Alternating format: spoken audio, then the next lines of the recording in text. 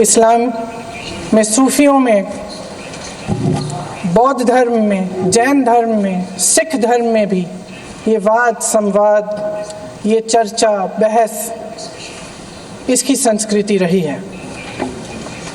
इसी परंपरा से उभरा हमारा स्वतंत्रता संग्राम। हमारा स्वतंत्रता संग्राम विश्व में एक अनोखा संग्राम था, एक अनोखी लड़ाई थी जो अहिंसा और सत्य पर आधारित थी। ये वाद संवाद की जो परंपरा है, इसको इस संग्राम ने आगे कैसे बढ़ाया?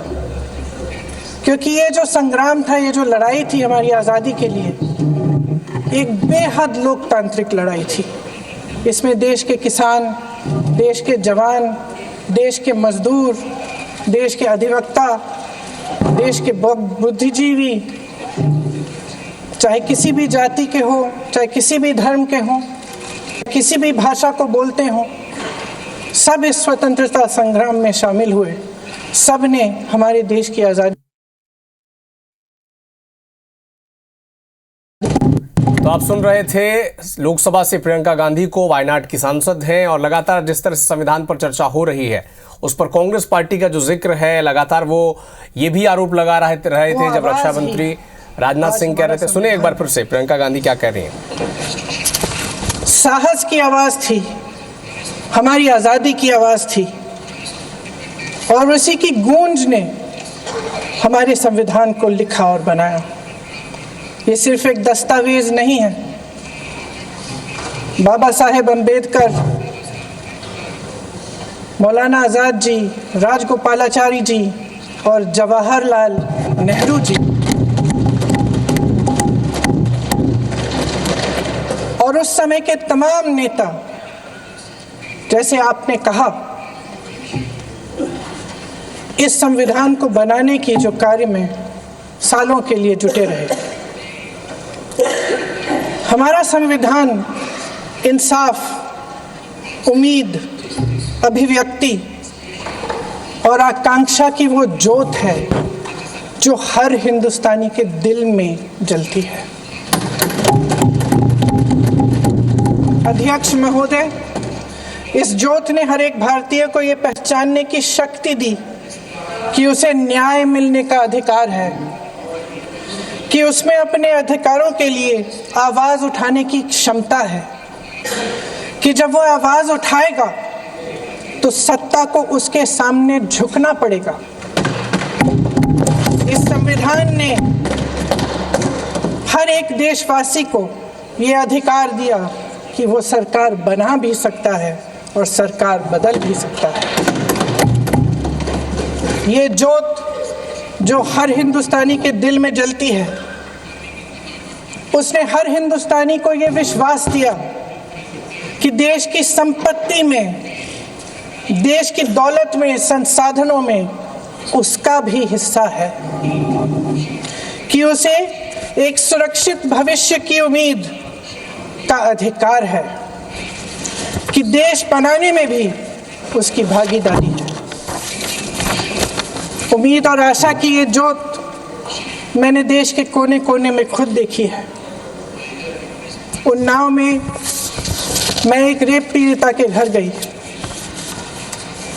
उसे जलाकर मार डाला था। वो शायद 20-21 साल की होगी। हम सब के बच्चे हैं। हम सोच सकते हैं कि अगर हमारी बेटी के साथ बार बार बलात्कार हुआ और फिर जब वो अपनी लड़ाई लड़ने के लिए गई तो उसको जलाकर मार डाला गया होता तो हम पर क्या बीतती। मैं उस बच्ची के पिता से मिली। उसके खेत जलाए गए थे, उसके भाइयों को पीटा गया था, उसके पिता को बाहर से, घर के बाहर घसीट कर मारा गया था। उस पिता ने मुझे बताया कि बेटी, मुझे न्याय चाहिए। मेरी बेटी अपने एफआईआर को दर्ज करने के लिए जब जिले में गई तो उसको मना किया गया, अगले जिले में जाना पड़ा उसे।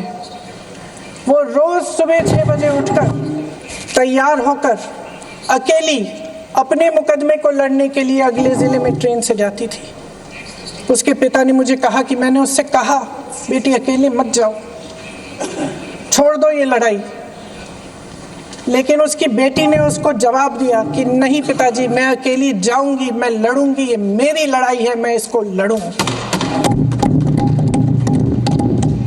ये लड़ने की क्षमता, ये हिम्मत उस लड़की को और करोड़ों भारत की नारियों को हमारे संविधान ने दी। आगरा में मैं अरुण वाल्मीकि के घर गई। अरुण वाल्मीकि पुलिस स्टेशन में काम करता था, सफाई का काम करता था। आप सोच सकते हैं हमारी तरह उसका भी परिवार था। नई नई शादी हुई थी, 2-3 महीनों का बच्चा था। पुलिस स्टेशन में चोरी हो गई। चोरी का इल्जाम उस पर लगाया गया। उसके पूरे परिवार को उठाकर पुलिस स्टेशन में ले गए। आप हंस रहे हैं, लेकिन ये गंभीर बात है। और क्या करेंगे? शर्म करो, शर्म। अरुण वाल्मीकि को पीट पीट के मार डाला, उसकी बीवी को पीटा, उसके पिता के नाखून निकाले, उसके पूरे परिवार को पीटा गया।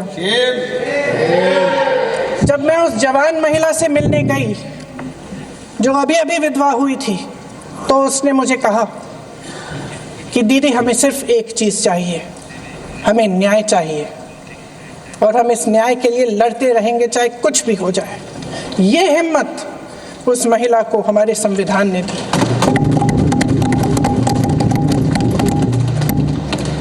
संभल के कुछ लोग आए थे हमसे मिलने, जो मृतकों के परिवार के सदस्य थे। उसमें 2 बच्चे थे, अदनान और उजैर। आप सुनिए। उसमें 2 बच्चे थे, अदनान और उजैर। एक बच्चा मेरे बच्चे की उम्र का है, दूसरा उससे छोटा 17 साल का है। दर्जी के बेटे थे। दर्जी का एक ही सपना था कि वो अपने बेटों को पढ़ाएगा, लिखाएगा। एक बेटा डॉक्टर बनेगा, एक बेटा भी सफल होगा दूसरा बेटा भी अपने जीवन में सफल होगा। उनके पिताजी हर रोज उनको स्कूल छोड़ते थे। उस दिन भी स्कूल छोड़ने के बाद अपनी दुकान में चले गए। उन्हें पता नहीं था कि विवाद हो रहा है। उन्होंने भीड़ देखी, घर आने की कोशिश की तो पुलिस ने गोली से मार डाला। वो 17 साल का बच्चा अदनान मुझसे कहता है, वो 17 साल का बच्चा अदनान मुझसे कहता है कि मैं बड़ा होकर डॉक्टर बन के दिखाऊंगा, मैं अपने पिता का सपना साकार करूंगा। ये सपना, ये आशा उसके दिल में हमारे संविधान ने डाली। अध्यक्ष महोदय, हमारे देश के करोड़ों देशवासियों के संघर्ष में, अपने अधिकारों की पहचान में, इनकी कठिन से कठिन परिस्थितियों से लड़ने की अपार हिम्मत में और देश से न्याय की अपेक्षा में हमारे संविधान की ज्योत जल रही है। हिमाचल में जो सेब उगता था, उसके जो छोटे छोटे किसान हैं वह रो रहे हैं, क्योंकि एक व्यक्ति के लिए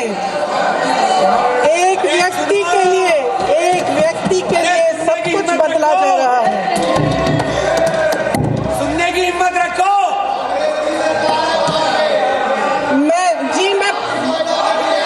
अध्यक्ष महोदय जी,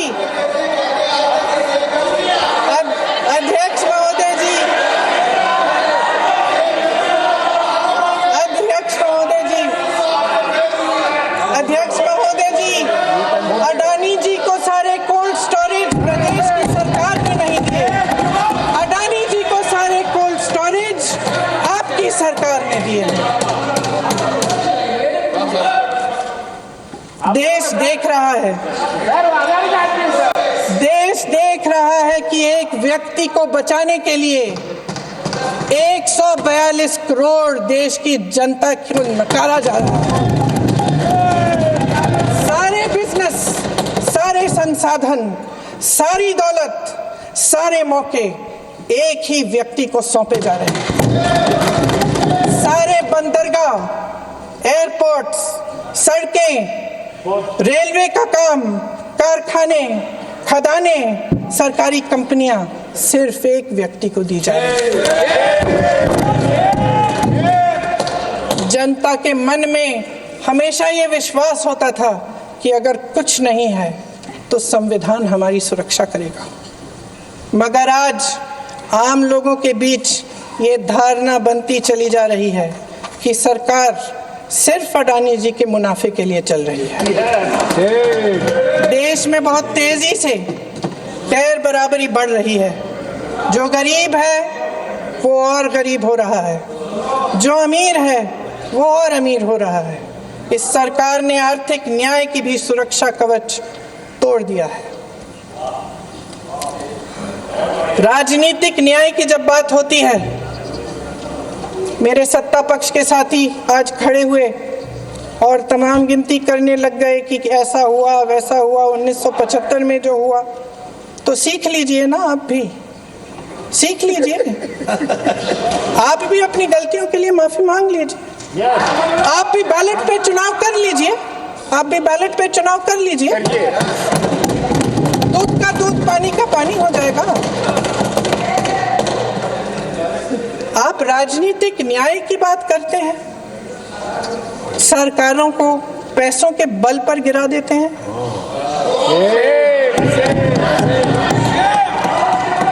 मेरा आग्रह है कि अपन संविधान में सकारात्मक बोले।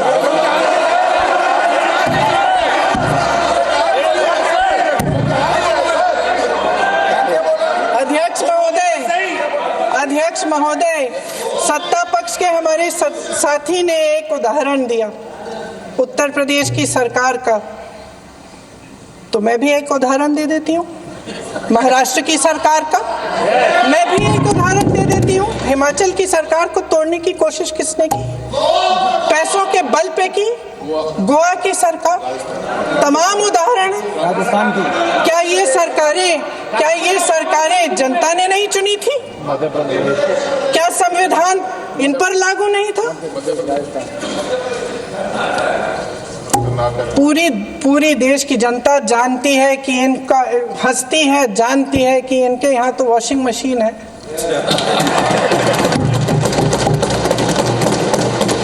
तो यहाँ से वहां जाता है वो धुल जाता है। इस तरफ दाग, उस तरफ स्वच्छता। और मेरे कई ऐसे साथी हैं जो इस तरफ होते थे उस तरफ चले गए, मुझे दिख भी रहे हैं, वॉशिंग मशीन में शायद धुल गए हैं। अध्यक्ष महोदय, जहां भाईचारा और अपनापन होता था, जहां हमारे संविधान ने एकता का सुरक्षा कवच दिया था, वहां शक और घृणा के बीज बोए जा रहे हैं। एकता का सुरक्षा कवच तोड़ा जा रहा है। प्रधानमंत्री जी यहाँ सदन में संविधान की किताब को यूं माथे से लगाते हैं, लेकिन संभल में, हाथरस में, मणिपुर में जब न्याय की गुहार आती है, उठती है, तो उनके माथे पे शिकन तक नहीं आता।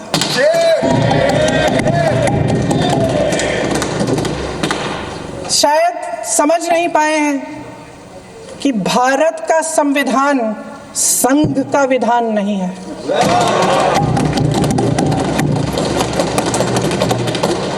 भारत के संविधान ने हमें एकता दी, हमें आपसी प्रेम दिया। उस मोहब्बत की दुकान जिस पर आपको हंसी आती है, उसके साथ करोड़ों देशवासी चले।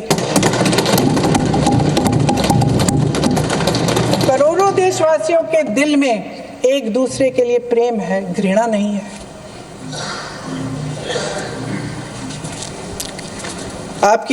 इनकी जो विभाजनकारी नीतियां हैं, उसका नतीजा हम रोज देखते हैं।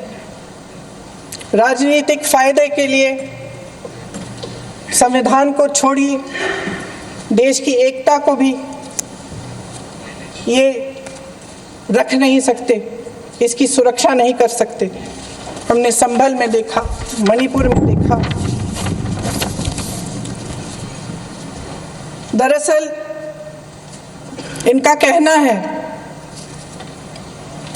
कि अलग अलग इस देश के अलग अलग हिस्से हैं, कैमरा लेकिन हमारा संविधान कहता है कि ये देश एक है और ये देश एक रहेगा। जहां खुला विवाद होता था, अभिव्यक्ति का सुरक्षा कवच होता था, इन्होंने भय का माहौल पैदा किया है। सत्ता पक्ष के मेरे साथी अक्सर 75 सालों की बात करते हैं, लेकिन इन 75 सालों में ये उम्मीद, आशा, ये अभिव्यक्ति की ज्योति कभी थमी नहीं, कभी बुझी नहीं। इस देश की जनता ने खुलकर आलोचना की, निडर होकर धरने किए, प्रदर्शन किए। जब जब जनता नाराज हुई, तब तब सत्ता को ललकारा, उसे चेतावनी दी, बड़े से बड़े नेताओं को कटघरे में खड़ा किया।